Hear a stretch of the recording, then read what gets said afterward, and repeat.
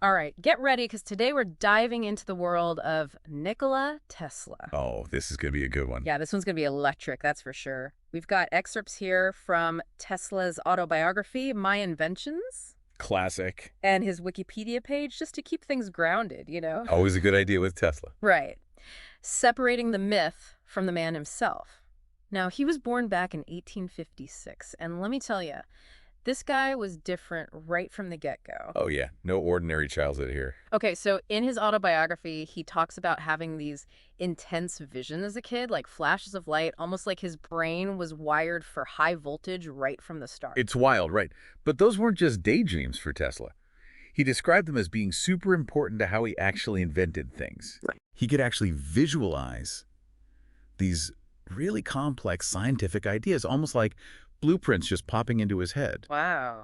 And that ability to visualize, to almost see the solution before even building it, it pops up again and again throughout his life. So talk about an advantage. I mean, imagine seeing the answer right there in front of you. No need to even tinker around in a lab. Right. It's no wonder people started spinning tales about Tesla being some kind of superhuman almost. Yeah, and even without all the hype, his life was anything but normal. I mean, how many kids fantasize about harnessing the power of Niagara Falls? And then actually do it. Exactly. It's just mind-blowing. That's the thing about Tesla. The reality is already incredible enough, even without embellishing it. But, it wasn't all sunshine and groundbreaking inventions. No, yeah. Life had some jolts in store for him, too. He dealt with some real tough times. His autobiography actually gets pretty raw about it, losing his brother when he was young and then nearly dying from cholera. Those scars stayed with him. It's almost like that saying, what doesn't kill you makes you stronger. Yeah, I see that. I mean, you can tell from both sources that those tragedies really lit a fire under him. Almost like he felt this urgency to make his mark on the world. Definitely fueled his ambition. It's like a superhero origin story almost. You've got this brilliant mind shaped by some truly difficult experiences early on. Totally. And all that drive, he poured it into learning. This guy was a knowledge junkie, devouring books on everything, science to philosophy, you name it. A regular Renaissance man. Oh, totally. He even credited Mark Twain's humor with helping him through a nervous breakdown at one point. Can you believe that? Seriously. I had no idea. See, this is what I love about these deep dives. You uncover these little human moments in the midst of all the scientific stuff. It just goes to show there was more to Tesla than just equations and inventions. Right. He understood the power of art, humor, all of it. Suddenly, he's not just some historical figure anymore. He's a real person. Definitely makes you want to learn more about the guy behind the inventions. Absolutely. And speaking of inventions, so we've talked about Tesla's, let's say, unique childhood and his love of knowledge. But what about the work that made him a household name, even all these years later? Right, getting into the nitty-gritty of his inventions. Exactly. And we can't talk about Tesla without talking about alternating current, right? Absolutely not. AC power. It's the backbone of our modern world. It's everywhere. It's how we live. And Tesla, he wasn't just tinkering with electricity. He was fundamentally changing how we think about it, how we use it, all of it. Yeah, this was a big deal, right? Because back then you had Thomas Edison pushing his direct current system, DC. And Edison was a big deal himself, already established. But Tesla, he saw the limitations of DC, especially when it came to actually getting that power out to people, transmitting it over long distances. It's kind of important if you want to, power a city. Just a little. Right. No, Tesla knew AC was the way to go, the future of electricity. And that's where we get the war of the currents, right? Yeah. Edison versus Tesla, AC versus DC. This wasn't just some polite scientific debate. This was a full-on battle for the future of how we power the world. Talk about high stakes.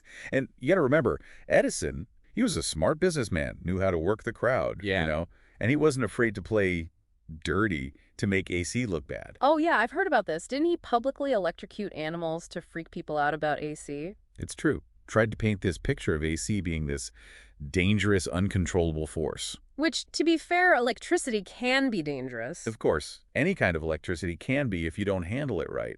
But Tesla understood that AC, you could transmit it safely and efficiently over those long distances we were talking about. So it was actually the more practical choice for powering homes and cities. And, well, looks like he won that battle in the end. Our whole electrical grid, it's a testament to Tesla's vision. I mean, from those giant power plants generating the electricity, all the way to the way it's sent to our homes, our businesses, everything, it's all based on AC.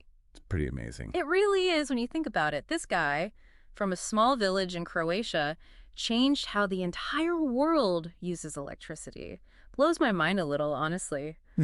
Makes you wonder what our world would even look like if Edison had won that war. Right. Like, would we be stuck with this less efficient, more localized power system? It's a trip to think about. It really is. It speaks to how powerful Tesla's vision was. Yeah. But AC, that was just the tip of the iceberg with him, right? It was just getting started. Tesla was all about pushing those boundaries, seeing what else was possible.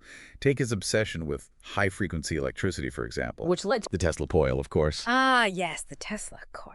Gotta love a good Tesla coil. It's like something straight out of a Frankenstein movie. Giant coils, shooting out lightning, that electric hum in the air. Every time I think, mad scientist. But like in a good way, you know? Definitely a visual spectacle. But they weren't just for show, were they? There was a method to his electric madness. Oh, absolutely. The Tesla coil, it's a resonant transformer able to create these high-voltage, high-frequency alternating currents. So more than just cool lightning, then. Way more. Yeah.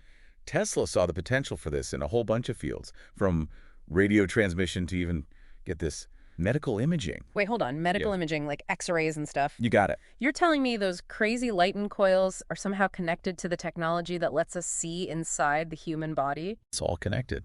Tesla's work on resonance, the idea that energy, you can amplify to specific frequencies, it's had a huge impact on all sorts of fields. Fascinating. And it all ties back into his big dream, his ultimate goal. Yeah. A world powered wirelessly.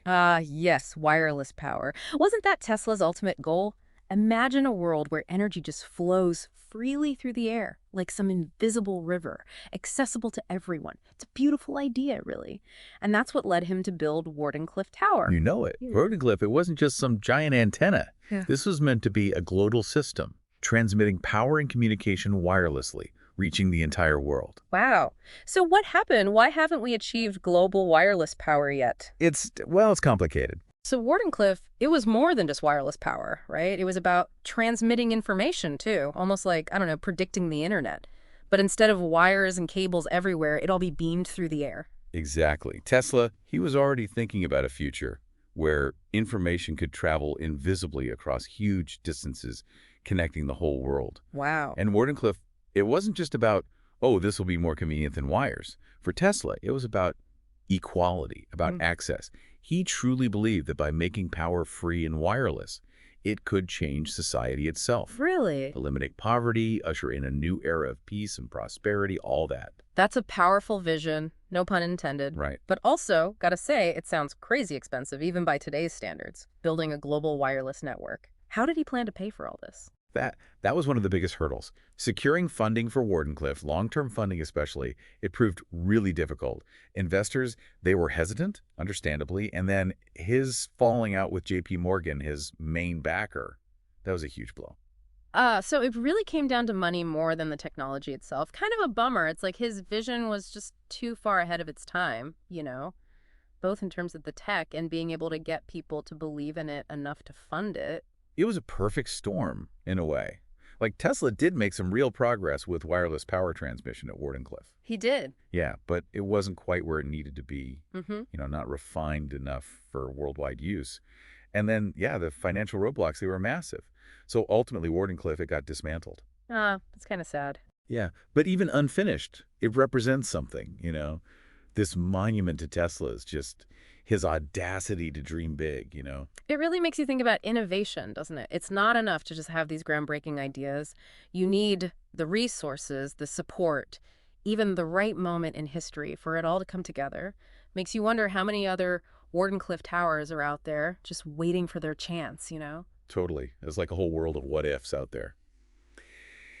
And speaking of being ahead of his time, can we talk about Tesla's work with teleautomatics for a minute? Tell her what now?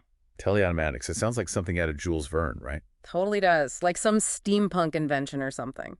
But it's actually more familiar than you might think.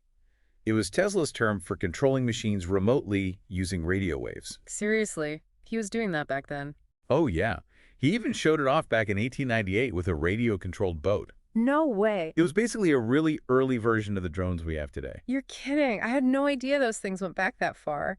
So, like, Tesla invented the tech behind drones. He laid the groundwork, for sure. And he didn't stop at Bose either. He imagined teleautomatics being used to make these intelligent machines capable of doing all kinds of stuff, from the dangerous tasks to, like, everyday chores. Oh, wow. So in a lot of ways, he was already thinking about artificial intelligence, about robots way back then. So he foresaw a future where machines would be doing a lot of the work for us. Huh. I can see the appeal, but also, I don't know, it's a little unnerving too. It's one thing to have a robot vacuum cleaner, but when you start talking about machines that can think for themselves, that's a whole other level. It's like he was opening this door to all these possibilities, but also maybe some risks too. Totally. And that's what makes Tesla's legacy so interesting. He wasn't just this genius inventor. He was grappling with the implications of his work, the ethical side of it all. He understood the technology. It can do amazing things, but it can also be misused, be dangerous if we don't control it. Yeah, it makes you think. It's like the classic superhero struggle, but with science instead of superpowers.